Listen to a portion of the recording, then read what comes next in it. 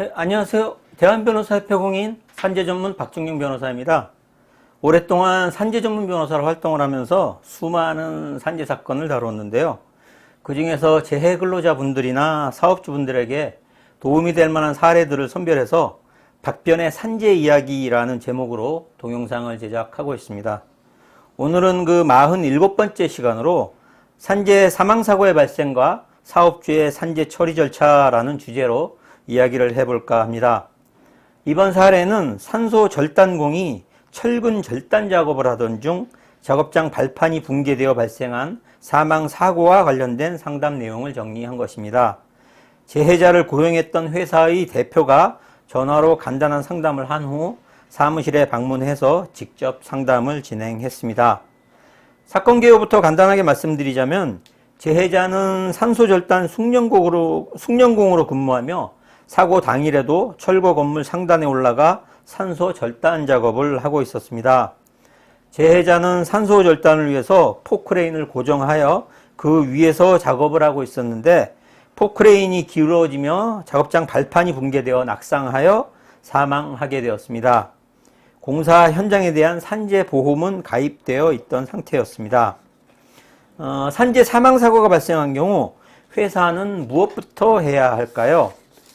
산업재해로 사망사고가 발생하거나 3일 이상의 휴업이 필요한 부상을 입거나 질병에 걸린 사람이 발생한 경우 사업주는 산재 사고가 발생한 날로부터 1개월 이내에 재해 발생 상황 등을 기재한 산업재해 조사표를 작성해서 관할 지방 고용노동관서에 제출해야 합니다. 위 기간 내에 특별한 사유 없이 재해 발생에 대해서 보고하지 않거나 거짓 보고를 하는 경우 1,500만 원 이하의 과태료 처분을 받게 됩니다. 그러면 산재 신청은 회사에서 해야 할까요? 아니면 유족이 해야 할까요? 산재 사망사고가 발생한 경우 산업재해보상보험법에서 정해진 유족이 산재 유족급여 및 장의비 청구를 하게 됩니다. 이 사건에 있어서는 성인의 자녀는 장애인 복지법상 2급 이상의 장애인이 아니라면 배우자만이 유족급여 신청권자가 됩니다. 다만 회사에서 유족의 유족급여 신청을 대행해서 제출해 줄 수는 있습니다. 또한 사망사고의 경우 회사에서 장례를 주재하여 장의비를 지급한 후 추후 근로복지공단의 장의비를 유족이 아닌 회사가 수령할 수 있습니다. 회사에서 고용노동청에 재발생 보고를 하고 유족이 근로복지공단에 산재 유족급여 신청을 한 이후에는 어떤 절차가 진행될까요?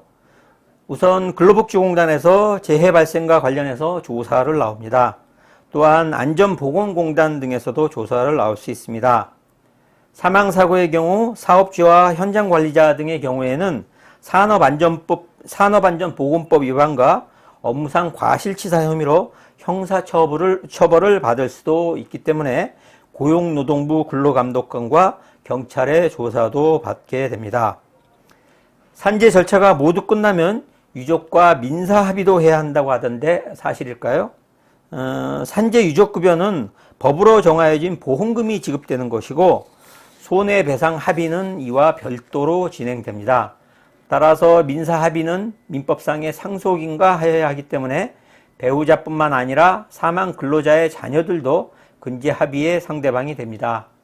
다만 배우자와의 합의 금액 산정을 함에 있어서는 배우자가 유족급여로 받게 될 금액만큼은 공제하게 됩니다. 그러면 유족들과 형사합의는 언제 해야 할까요? 민사합의를 하면서 형사합의도 같이 하는 것이 좋습니다.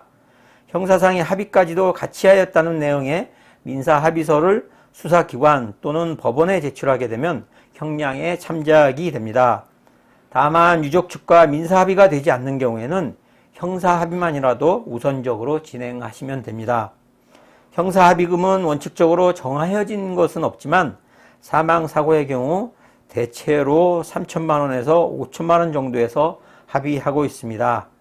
추후 민사소송에서 위자료를 산정할 때 민사법원에서는 위 형사합의금 중 일부를 위자료 산정에 반영합니다. 지금까지 산재 사망사고의 발생과 사업주의 산재 처리 절차라는 주제로 이야기를 해보았습니다. 사업주의 산재 처리 절차 등과 관련해서 추가적으로 궁금하신 점 있으시면 상담 전화로 전화 주시기 바랍니다. 더 자세하게 상담해 드리도록 하겠습니다. 오늘은 여기까지입니다. 감사합니다.